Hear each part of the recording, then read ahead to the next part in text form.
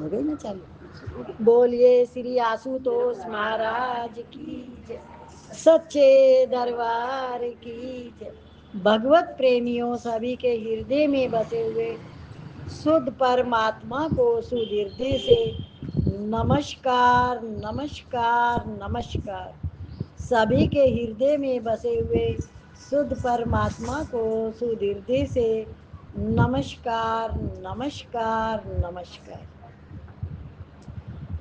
गीता का 15वां अध्याय और श्लोक नंबर 19 और 20। तो फिर आपको कौन प्राप्त करता है? अर्जुन पूछ रहे हैं भगवान से कि आपको कौन प्राप्त करता है? जो मात्र कर्मों के होने में गुणों के सिवाय अन्य को करता नहीं देखता और अपने को गुणों से अतीत अनुभव करता है, वह मेरे स्वरूप को प्राप्त हो जाता है। तथा वह विवेकी मनुष्य देह को उत्पन्न करने वाले इन तीनों गुणों का अतिक्रमण करके जन्म मृत्यु और वृद्ध अवस्था रूप दुखों से मुक्त होकर अमरता का अनुभव करता है। वो सारे दुखों से छूट जाता है। देखो कहते हैं राम कौन है? मानुष तन में ही राम है। जिसके अंदर न दुख है न सुख है वो राम है। समझ गए? और जो इच्छाएं हैं वो संसार है, वो देह है। तो इसलिए कोई भी बात समझने के लिए कहीं दूर जाने की जरूरत नहीं है। जो कुछ है सब हमारे अंदर ही छुपा हुआ है। अब जितनी जल्दी हम उसको समझ जाएं, कैच कर लें, उतना ही अच्छा। अर्जुन बोले हे प्रभु, इन तीनों गुणों से अतीत हुआ मनुष्य किन लक्षणों से युक्त होता है? किन लक्षणों से? देखो मुझे आज कितना अच्छा लग रहा है कि हम भजन कर रहे थे। आपका क्या नाम है? मेरा जियो, मेरा संतोष। इन्होंने कहा तो वाणी चलाओ, मतलब इनको वाणी से लगाव है। हमारे अंदर से वही बात निकलती है जो हमें अच्छी लगती है। तो मतलब ये सत्संग को सुनते भी हैं और अंदर में धारण भी करते हैं। हर एक चीज से आप सीख लेते जाओ, समझते जाओ, कहाँ से क्या आया, क्या मिला। भगवान बोले हे पांडव, सतोगुण की प्रकाश, रजोगुण की प्रवृत्ति और तमोगुण की मोह, इन तीनों वृत्तियों के आने पर वह इनसे द्वेष नहीं करता और इनके न आने पर इनकी इच्छा नहीं करता। जो उदासीन की तरह रहता है, गुणों के द्वारा विचलित नहीं किया जा सकता तथा गुण ही गुणों में बरत रहे हैं, ऐसा अनुभव करते हुए अपने स्वरूप में ही स्थित रहता है और स्वयं चेष्टा रहित है। वो अपने गुणों में ही रहता है। अपने गुण कौन से हैं? हमारे गुण कौन से हैं? आनंद और शांति। जिसको इस संसार से वैराग हो गया, देखो कुछ बातें यदि अंदर कैच हो जाए तो सबको ही वैराग हो सकता है।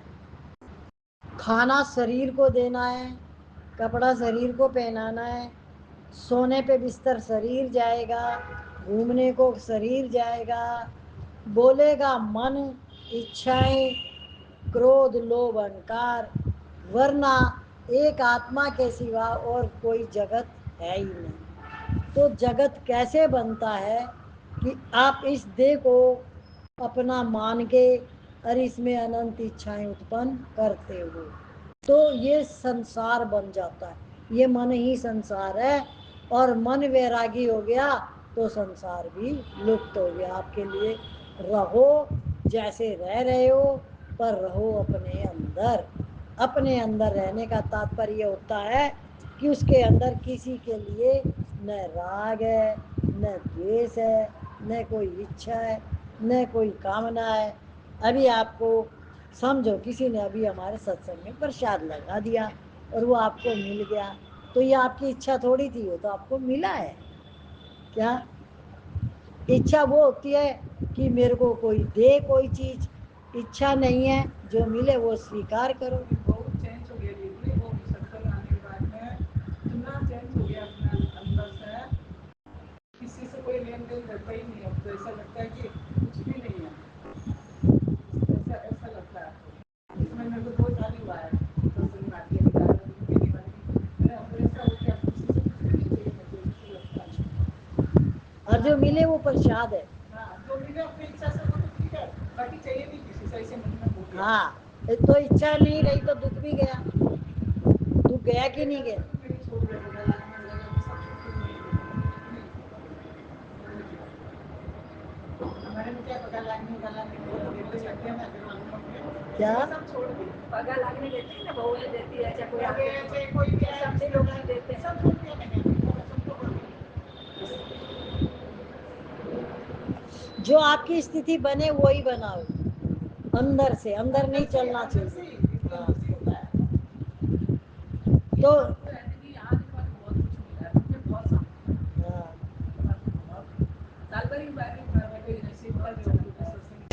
ये नसीब से ही मिलता है, आपके कर्म उदय होते हैं। जैसे कहते हैं ना, कई जन्मों से बुला रही हूँ, कोई तो रिश्ता जरूर होगा, नजरों से नजरे मिला न पाई, मेरी नजर का कसूर होगा, कई जन्मों से बुला रही हूँ, कोई तो रिश्ता जरूर होगा। तो आपने अंदर में उसको पुकारा है, तब वो आपको मिला है। नसीब देखो ना, वहां से मैं यहाँ मेरे को सत्संग मिला, कहाँ पर पहले मैं क्या रहती थी, कहाँ से सत्संग मिला, उनकी तरह मेरे को मिल गया सत्संग। मेरे को पता था गार्डन में होता है, हाँ, मेरे को ऐसा लगता गार्डन में होता है, तो मैं बोलती थी मेरे सोसाइटी में कि आप लोग चलो ना, कोई हाय नहीं, और मेरे अकेले के पैर ही नहीं पड़ते थे आने के लिए। वो भगवान ने देखो कैसा बनाया, इनको वो बनाया और भेजा। वैसे मैंने आप लोगों को अपनी बात एक बताई हुई है, भगवान मिलाया, मैं आपको फिर से बता दूं, मैं आपको फिर से बता दूं, काफी समय से लगा, बहुत ध्यान से समझना। मुझे जिस सत्संग से मैं महाराज जी के जुड़ी हूँ, हमारी सोसाइटी में एक अगम नाम की लेडीज थी, हम B3 में थे, वो B4 में, आमने सामने बिल्डिंग, ऐसे आमने सामने। तो नीचे हम सत्संग करते थे पार्क में, बहुत लेडीज आती थी सोसाइटी में। तो हुआ ये कि एक दिन वो आके बैठ गई, तो उसने सुना, सुनने के बाद क्या बोलती है, दीदी आप मेरे साथ सत्संग चलोगे? मैंने कहा मैं चल पड़ूंगी। वो मुझे विकासपुरी लेके गई, हमारे घर से बहुत दूर है विकासपुरी, बहुत दूर। हाँ, तो मैं चली गई उसके साथ, सत्संग सुना, राम कथा चल रही थी, सत्संग सुना, भजन चले, जो आंखों में पानी चला बस मैं बता नहीं सकती। ऐसे लगा बस जो मुझे चाहिए था वो यहाँ है। जैसे एक अंदर में कुछ चाहत होती है ना किसी की, तो वो मुझे ये लगा कि जो मुझे चाहिए था वो यहाँ है। हाँ, ये जो मुझे चाहिए था वो यहाँ है। और 10-12 सत्संग सुने मैंने, तो फिर मैंने कहा मेरे को ज्ञान लेना है। 10-12 सत्संग के बाद मिलता था, अब तो आपको उसी दिन भी मिल जाएगा, लेकिन जब 10-12 सत्संग सुनते थे तब मिलता था। तो ज्ञान लिया, ज्ञान लिया मैंने 94 में, आज 25वां चल रहा है, 30-31 साल हो गए। तो जब सत्संग में मैं जाती थी तो अगम का मेरा साथ होता था, जो मेन बात बताने जा रही हूँ आपके लिए। तो कई बार क्या होती, उसके 3 बच्चे थे, 2 बेटे 1 बेटी और पति। तो वो क्या, हम लोग निकलते थे 9, 9:30, 9 बजे निकलना होता था सुबह सुबह ही, और संडे का ही सत्संग होता था, बाकी मंडे को होता था रोहिणी सेक्टर 3 में। वो होता था रात को, तो हम संडे को ही जाते थे, बस एक ही दिन। तो क्या हुआ, अब वो कई बार मैं बैठ जाऊं टंकी पे आके कि अगम आएगी मैं जाऊंगी। अब वो मैं उससे पूछूं इंटरकॉम कर करके कि अगम क्या हुआ, बोले दीदी आप चले जाओ, मेरे को अभी थोड़ा टाइम लगेगा, अब मेरा एकले पैर ना पड़े। फिर ऐसे कई बार हुआ, तो मैंने कहा मैं अब है ना अगम को पूछूंगी ही नहीं। हमारे घर के आगे से ही, सोसाइटी के आगे से ही वहां तक की बस जाती है, 114 नंबर। और मैं तो उसमें बैठ गई और वहां उतर गई, वहां से एक मेटाडोर मिल गई। नहीं, पहले तो विकासपुरी में ही था, तो वहां की सीधी बस मिल गई। नहीं मिली बस, देर हो रही है, ऑटो कर लिया और पहुंच गई अपनी। 12 बजे हम वापस आते थे, 12 बज जाते थे, 12:30 सत्संग सुन के। फिर मैंने अकेले सत्संग जाना शुरू किया, मैंने छोड़ दिया साथ। समझ गए? तो किसका साथ पकड़ा मैंने? महाराज जी का।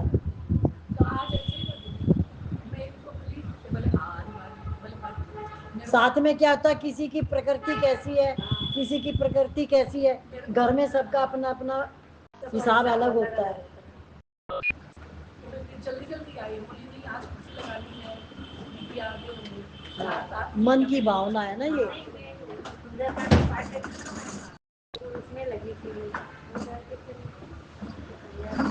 अभी आप ये समझ जाओ कि जब भी हमारे जीवन में कुछ भी अड़चने आती है, हमें खुद को ही मजबूत बनाना है, खुद को मजबूत बनाना है। क्यों? खुद के चले बिना तो सफर होगा ही नहीं।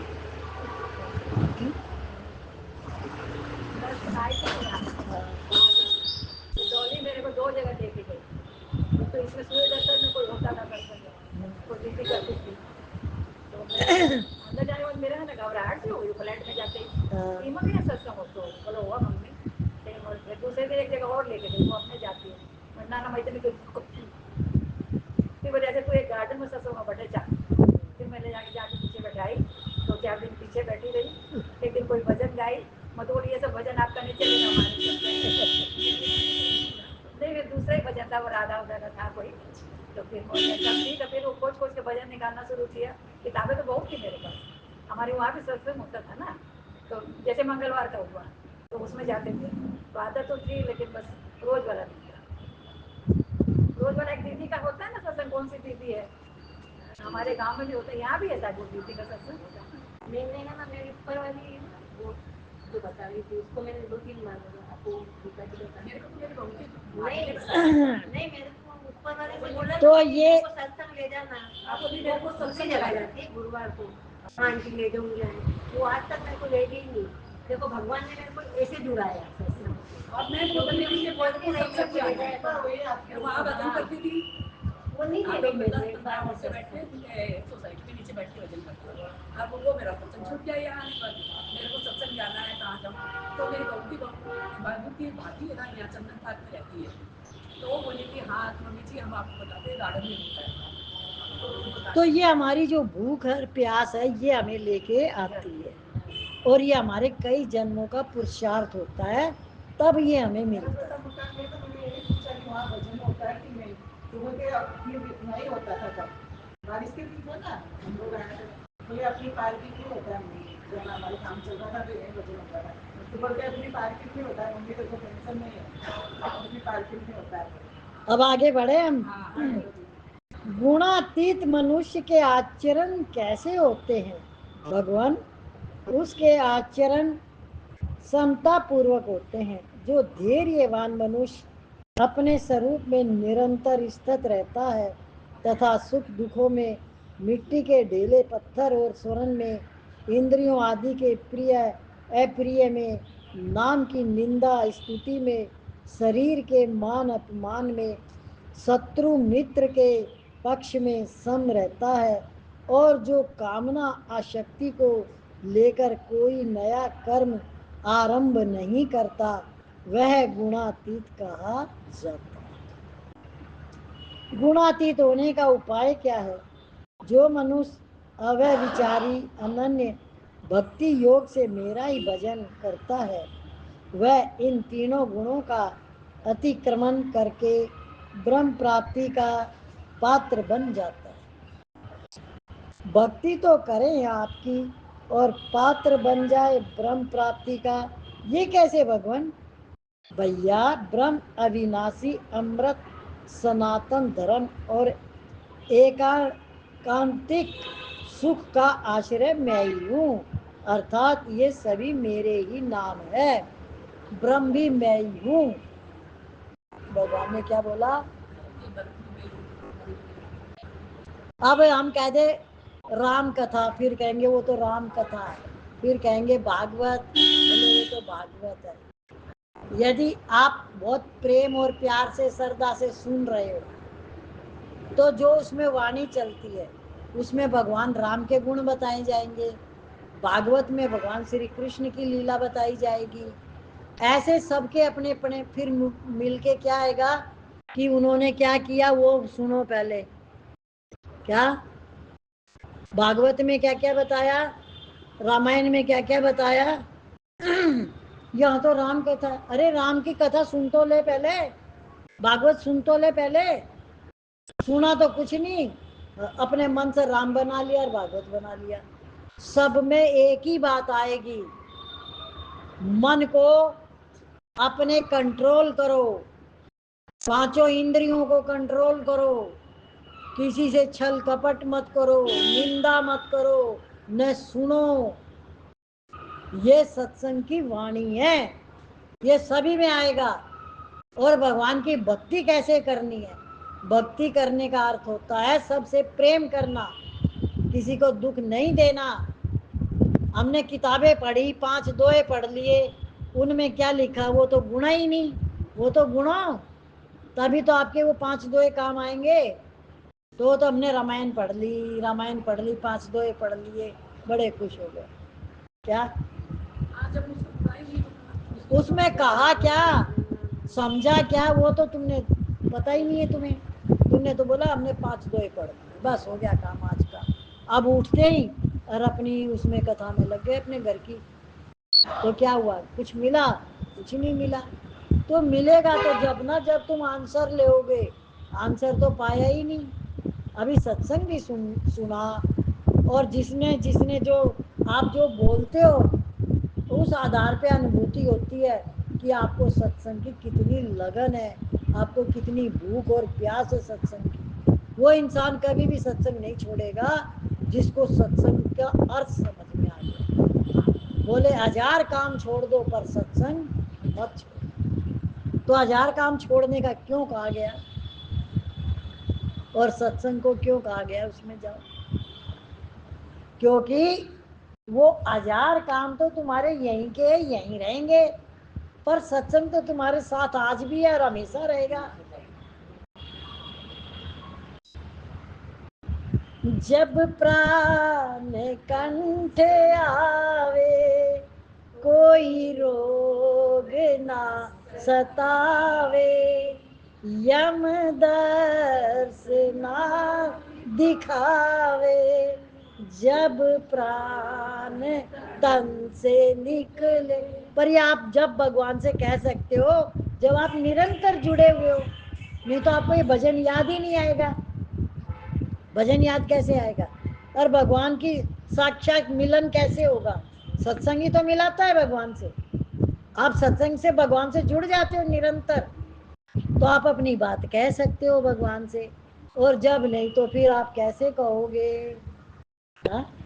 जो चीज आपके मन में है, जैसे एक पिताजी थे तो शोर मचाने लग गए, और वो बीमार थे। तो बच्चों ने सोचा पिताजी तो कुछ बताने वाले हैं और हमें कुछ तो मिलेगा। डॉक्टर को बुलाया। डॉक्टर बोला देखो 500 रुपए की सुई लगेगी तब ये बोल पाएंगे। बोले कोई बात नहीं, लगा दो। लगा दी।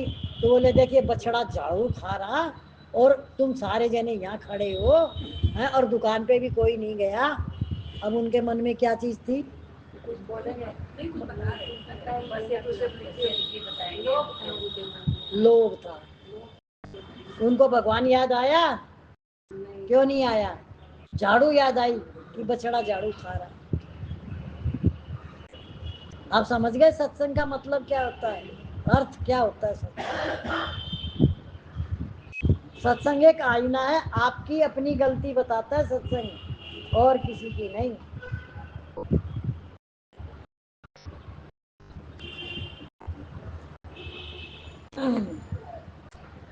ब्रह्म अविनाशी अमृत आदि का आधार आश्रय आप हैं, तो फिर इस संसार का आधार कौन है भगवान?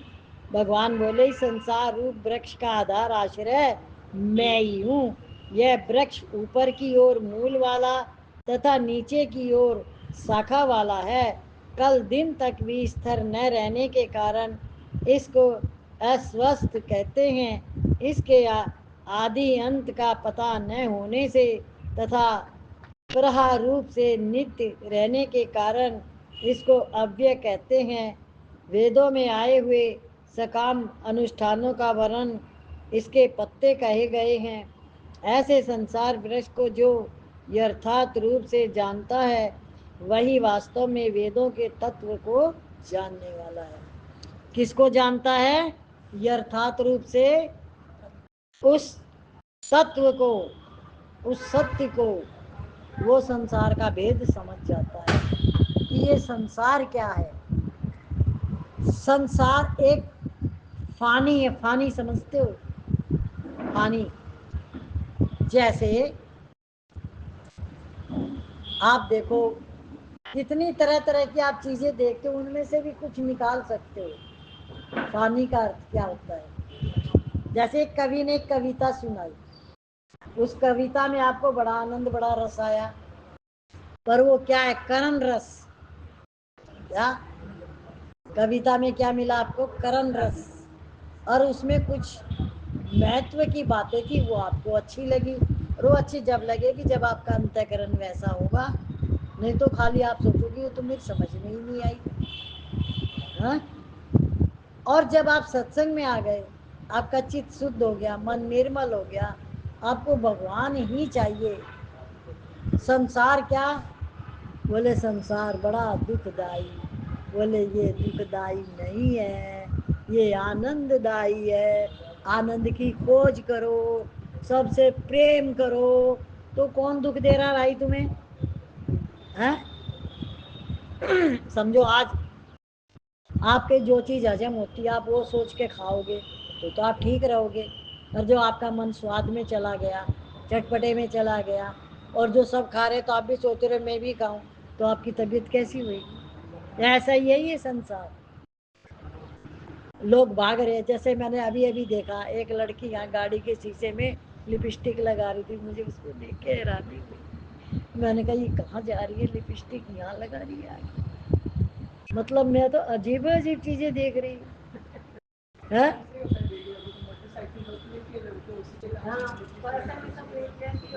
प्यार हो जाओ, खड़ी कर दे गाड़ी, बाइक का शीशा। नहीं नहीं, एक ऐसा भाव उत्पन्न हुआ मुझे कि तुम चलते हुए रास्ते में रुक के, एक गाड़ी खड़ी है उसके शीशे में तुम लिपस्टिक को लगा रही हो। मतलब तुम्हारी भावना में क्या है? गोबर।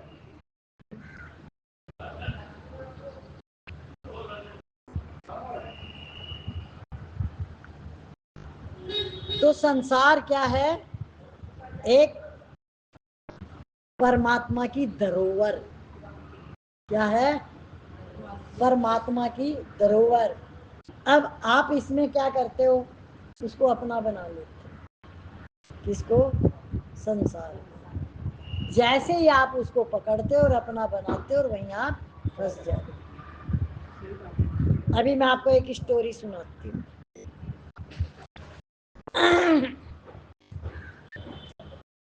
समझो दृष्टांत के तरीके से आई। एक किसी को सेवा मिली कि उसकी पत्नी बीमार थी, तो वो गर्भवती थी, उसको बच्चा होने वाला था। तो वो बच्चा उसको हो गया, पर वो पत्नी नहीं बच पाई, और उस बच्चे को पालने के लिए उसके पिता वहां नहीं थे, वो कहीं और थे। तो बोले अगर लेने आएंगे उसके पिता तो मैं दे दूंगा, नहीं आएंगे तो मैं ही पालूंगा फिर। ऐसा उसने सोचा। कोई बात नहीं। तो कुछ समय वो नहीं आया उसका पिताजी, बच्चा इतना बड़ा हो गया, ऐसे दिखाया। तो जब वो बच्चे का पिता आया, इतना बच्चा हो गया, तब उसने पाल लिया जब, तो उसको बच्चे को देने में तकलीफ हुई, क्योंकि उसने पाल लिया, उसने अपना मान लिया, उसने अपना मान लिया। अब सोचो, जब तुम्हें शुरू से ही पता है कि किसी तरीके से मैंने एक लेडीज का इलाज करवाया, उसका ये बच्चा आया, उस बच्चे को पालने के लिए कोई नहीं था, तो मैंने पाला, और अब मेरा कैसे हो गया क्या? तो वो ले तो गया जबरदस्ती उसका पिता आके, लेकिन उसका तो दिमाग बहुत खराब हुआ कई दिन तक। समझ में आ रही है? इससे मुझे एक वो मिला कि हम संसार को ऐसे ही पकड़ते हैं, जो चीज मिल गई दूसरे की भी अपनी और अपनी भी अपनी, सब अपने पकड़ते जाओ और उसके अंदर घुसते जाओ। है? अब क्या समझ में आया? तो जो आपने पकड़ा संसार को, वो संसार आपको क्या देने वाला है? अगर उस बच्चे को शुरू दिन से ही मानते, जैसे एक दैया आती है और वो बच्चे को नहलाती है, दुलाती है, पालना करती है, सब कुछ करती है, जच्चा का भी बच्चे का भी, लेकिन वो अपना नहीं मानती। वो हमेशा रोज यही सोचती है, ये इनका बच्चा है, मैं सिर्फ इसके सेवा के लिए आई हुई हूँ और इतनी मुझे पगार मिलती है। सारा काम करती है, सुलाती भी अपने पास ही है, लेकिन मन में क्या सोचती है कि ये इनका बच्चा है, मेरा नहीं। तो चाहे 2 साल में जाए, चाहे 5 साल में जाए, चाहे वो 1 साल में जाए, कोई 2 महीने रखता है, कोई साल भी रखता है। जैसे हमारी कोमल काफी बड़ी हो गई थी, तब तक रही हुआ हमारे यहाँ, तो उसकी आसक्ति नहीं है उस बच्चे में। समझ गए? क्यों नहीं है? उसने अपने अंदर पाला ही नहीं, उसको बाहर ही रखा अपने आप। ऐसे ही ये संसार है, इसको अपने से बाहर रखो। जो भी मिला है परमात्मा की कृपा से मिला है। आप काम करो ना जैसे दैया करती है, जो भी करना है करो, सबके लिए प्रेम करो, आनंद में रहो, शांति में रहो, जो सेवा भाव मन में आए, तन से मन से धन से करो। समझ में आ गई? तो ये हमारे कर्तव्य होते हैं कि हम क्या कर रहे हैं, क्या नहीं कर रहे हैं। संसार है नहीं तो किसने बनाया?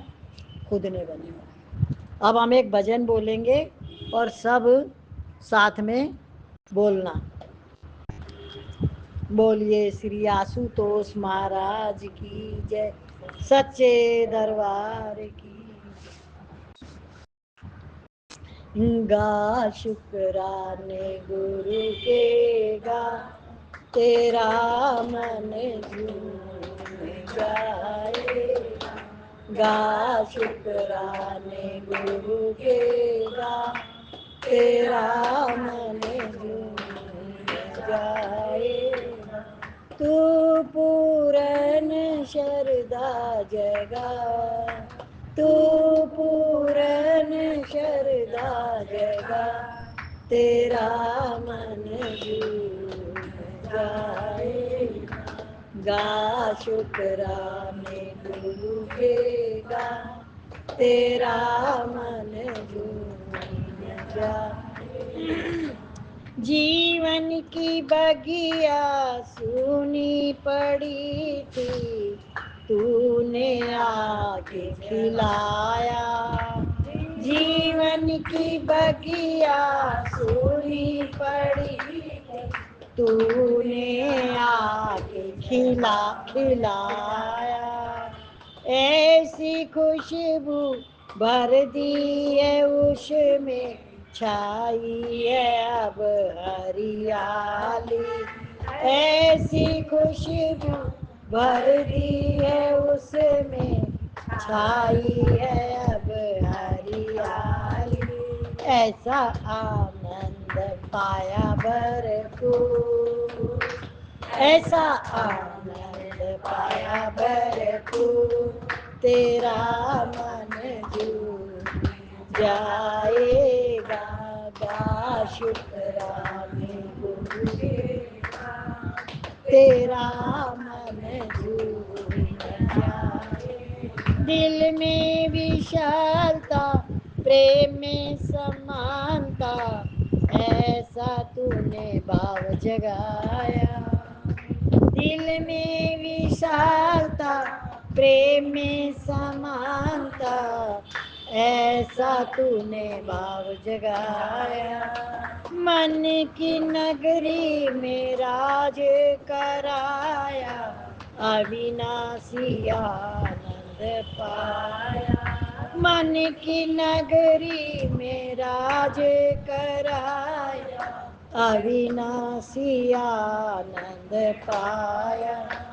मुझे मिल गया बिछड़ा में, मुझे मिल गया बिछड़ा में, तेरा मन झूम जाएगा। गा शुक्राने गुरु के गा, तेरा मन झूम जाएगा। अचरज रूप सतगुरु मिला है तो अपना ही दर्शन कराया। अचरज रूप सतगुरु मिला है तो अपना ही दर्शन कराया। दूजा भाव मिटाया गुरु ने, सच्चा प्यार सिखाया। दूजा भाव मिटाया गुरु ने, सच्चा प्यार सिखाया। मुझे हो गई गुरु संग प्रीत, मुझे हो गई गुरु संग प्रीत, तेरा मन झूम जाएगा। गा शुक्राने गुरु के गा, तेरा मन झूम जाएगा। तू पूरन शरदा जगा, तू पूरन शरदा जगा, तेरा मन झूम जाएगा।